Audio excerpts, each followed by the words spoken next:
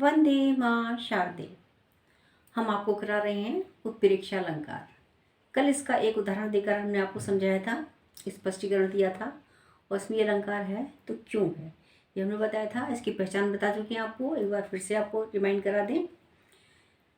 जहाँ पर काव्य में जानो, जनु, मानो, मनु, मनहु, जानहु इत्यादि शब्द आ जाएं तो उनको ठीक एकदम जल्दी से हम पहचानेंगे, देखेंगे और कहेंगे हाँ यहाँ पर उत्प्रेक्षा अलंकार है। अब उसका हम दूसरा एग्जाम्पल आपको कराने जा रहे हैं। इसके अलावा अन्य एग्जाम्पल भी आपको कराएंगे। एग्जाम्पल देखिए, सोहत ओढ़े पीत पटु, श्याम सलोने गात, मनो नीलमणि शैल पर, आतप परियो प्रभात। देखिए पहले हमने मनो देखी यहाँ पर, एकदम ने पहचान लिया हाँ भाई यहाँ पर क्या हमारा उत्प्रेक्षा अलंकार है। अब उसको हमने किस तरीके से प्रकट किया है, किस तरीके से समझाया आपको, वो आप समझिए, दोबारा से एक बार देख लीजिए।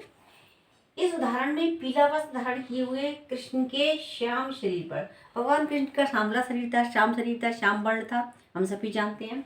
श्याम वर्ण यानी श्याम शरीर पर उपमेय में प्रातःकाली धूप से, जो प्रातःकाल की धूप होती है कैसी होती है, पीली धूप होती है, ठीक है। तो उनके जो सांवले शरीर पर प्रातःकालीन धूप से सुशोभित है, यानी इसमें तो उपमा दी, उपमेय हो गया ये वाला यहाँ पर, ठीक है। श्याम शरीर क्या हो गया, उपमेय हो गया। और जो नीलमणि पर्वत है, मणि माने नीलमणि, शैल, शैल पर्वत को बोलते हैं, आप जानते होंगे। देखिए तो नीलमणि पर्वत, ठीक है, नीलमणि पर्वत क्या है यहाँ पर, उपमान है। तो श्यामला शरीर क्या है यहाँ पर, यहाँ उपमेय हो गया यहाँ पर ये, और नीलमणि पर्वत क्या है, ये उपमान हो गया, ठीक है। और इसको प्रकट करने के लिए, ठीक है, इसको बताने के लिए क्या किया गया है, मनो शब्द का प्रयोग किया गया है। मनो, मनो माने मानो, जानो, इस तरीके से, ठीक है। मनो माने मानो, ठीक है। नीलमणि शैल या नीलमणि पर्वत के उपमान की संभावना की गई है, ठीक है। अतः यहाँ पर उत्प्रेक्षा अलंकार है, इसलिए यहाँ पर उत्प्रेक्षा अलंकार है। ये आप समझ गए होंगे। श्याम सलोने गात, श्यामला शरीर उनका, और नीलमणि पर्वत, और उनके शरीर पर कैसे वस्त्र हैं, पीले रंग के वस्त्र हैं। ये हुआ आपका उत्प्रेक्षा अलंकार। अब हमने आपके लिए अन्य एग्जाम्पल भी लेके आए हैं, एक एक करके देखते जाइए। चमचमात चंचल नयन। देखिए इसमें तो पहले आपको सबसे पहले इतना बता दें, इसमें अनुप्रास अलंकार है। चमचमात, देखिए चम, च, चमात, च, चंचल, क्या है इसमें, अनुप्रास अलंकार है। लेकिन आगे कौन सा है, बिच घूंघट पट झीम, मानव सुरसरी ता विमल, जग उचरत जुग मीन, ठीक है। मानव, मानव शब्द में क्या आ गया यहाँ पर, हमारा कौन सा अलंकार आ गया, उत्प्रेक्षा आ गया। यहाँ उत्प्रेक्षा है लेकिन यहाँ कौन सा है, अनुप्रास। चमचमात चंचल में अनुप्रास अलंकार है, क्योंकि यहाँ पर च वर्ण, च व्यंजन की आवृत्ति बार बार हुई है, तो यहाँ पर अनुप्रास अलंकार है। और मानव शब्द से क्या हुआ, यहाँ पर मानव आने से उत्प्रेक्षा अलंकार है। नीचे वाली पंक्ति में उत्प्रेक्षा अलंकार है, ऊपर वाली में अनुप्रास अलंकार है। दूसरा एग्जाम्पल देखें, चितवनी चारों भ्रकुटी बर बांकी, तिलक रेख शोभा जनु चाकी। जनु, जनु शब्द आ गया, ठीक है, हम आपको बता चुके हैं। पहचान बताइए, वाचक शब्द यहाँ पे जनु, जनु वाचक शब्द है, इसलिए यहाँ पर उत्प्रेक्षा अलंकार है। धाये धाम काम सब त्यागी, मनहु रंक निधि लूटन लागी। देखिए उत्प्रेक्षा अलंकार कैसे पहचानेंगे हम इसमें, मनहु शब्द से, मनहु रंक निधि लूटन लागी। मनहु शब्द आ गया यहाँ पर, कौन सा अलंकार हुआ, उत्प्रेक्षा अलंकार। नेक्स्ट ये एग्जाम्पल ये है, दूसरा ये वाला है, और ये जो है सूर के पद से लिया गया है, जो सूर के पद हैं उनसे लिया गया है। मानो सूर काढ़ी डारी है, बारी मध्य ते मीर। मानो शब्द स्टार्टिंग में ही आ गया, कौन सा अलंकार है, उत्प्रेक्षा अलंकार। नेक्स्ट एग्जाम्पल, हसत दसन इक शोभा उपजति उपमा, यद्यपि लजाई। उपजति उपमा, इसमें आप पहचानेंगे अनुप्रास अलंकार। मनो नीलमणि पुट मुक्तागन, बंधन भरी बगराई। मनो, मनो नीलमणि, मनो शब्द है यहाँ पर, तो कौन सा अलंकार है, उत्प्रेक्षा अलंकार। यानी उत्प्रेक्षा अलंकार में मनो शब्द से यहाँ पर स्पष्ट हो रहा है कि यहाँ पर उत्प्रेक्षा अलंकार है। अर्धचंद्र सम शिखर श्रोणी कहूँ यो छवि छाई। सम शिखर श्रोणी कौन सा अलंकार है इसमें? इसमें अलंकार है हमारा अनुप्रास अलंकार।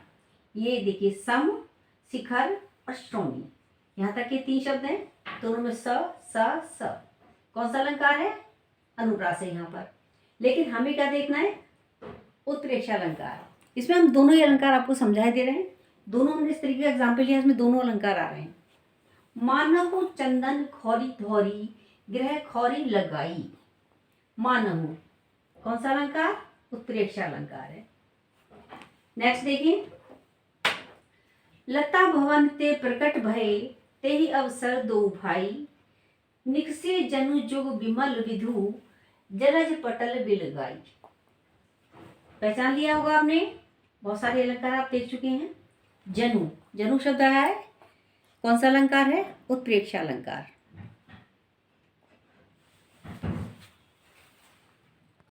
नेक्स्ट एग्जाम्पल देखिए, लोल कपोल झलक कुंडल की यह उपमा कछु लागत। मनहु मकर सुधारस क्रीडत आपो आप अनुरागत। देखिए अभी हमने बहुत सारे एग्जाम्पल आपको दे दिए हैं, ठीक है। अब एकदम इसमें आप खुद ही पहचान जाइए। गैस करिए, कर लिया गैस? नहीं किया? अच्छा चलिए मैं बता देती हूँ। मनहु, मनहु शब्द है, मनहु मकर सुधारस क्रीडत। मनहु शब्द आने से यहाँ पर कौन सा अलंकार है? उत्प्रेक्षा अलंकार है। आपु आपु अनुरागत, इसमें कौन सा अलंकार है? आप आप अनुरागत। ये कौन सा है इसमें? अनुप्रास अलंकार। नेक्स्ट एग्जाम्पल देखिए, पुलक प्रकट करती है धरती हरित तृणों की नोकों से। मानो झूम रहे हों तरु भी मंद पवन के झोंकों से। क्या है यहाँ पर? मानो, मानो शब्द आने से कौन सा अलंकार है? उत्प्रेक्षा अलंकार है। अगला एग्जाम्पल देखें, उभय बीच सिय सोहती कैसी ब्रह्म जीव बिच माया जैसी। देखिए पहले दूसरा अलंकार बता देंगे, उत्प्रेक्षा बाद में बताएंगे आपको। पहले दूसरा समझिए, दूसरा अलंकार इसमें कौन सा है? ब्रह्म जीव बिच माया जैसी। जैसी शब्द आने से यहाँ पे क्या की जा रही है? तुलना की जा रही है, ठीक है। ब्रह्म जीव और किसमें? और माया में तुलना की जा रही है। तो यहाँ पर क्या है? ये कौन सा अलंकार है इसमें? उपमा अलंकार, ठीक है। इस वाले में ब्रह्म जीव बिच माया जैसी, जैसी आने से कौन सा अलंकार है? उपमा अलंकार है। आगे देखिए, बहुरी कहूँ छवि जस मन बसई जनु मधु मदन मध्य रति लसई। जनु, जनु शब्द आने से कौन सा अलंकार है इसमें? उत्प्रेक्षा अलंकार है। लास्ट एग्जाम्पल देखिए, कंकन किंकनी नुपुर ध्वनि सुनी कहत लखन सन राम हृदय सुनी। मानहु मदन दुंदुभि दीन्ही मनसा विश्व विजय कहूँ कीन्ही। क्या है इसमें? मनहु, मनहु शब्द आया है क्या प्रकट करने के लिए? संभावना प्रकट की गई है। उपमेय में उपमान की संभावना प्रकट की गई है और संभावना को प्रकट करने के लिए मनहु शब्द का प्रयोग हुआ है। मानहु मदन दुंदुभि दीनी कौन सा अलंकार है? उत्प्रेक्षा अलंकार। चलिए यहाँ आज आपका उत्प्रेक्षा अलंकार संपूर्ण होता है और आगे कल हम और अलंकार लेकर आएंगे आपके सामने। नमस्कार, धन्यवाद।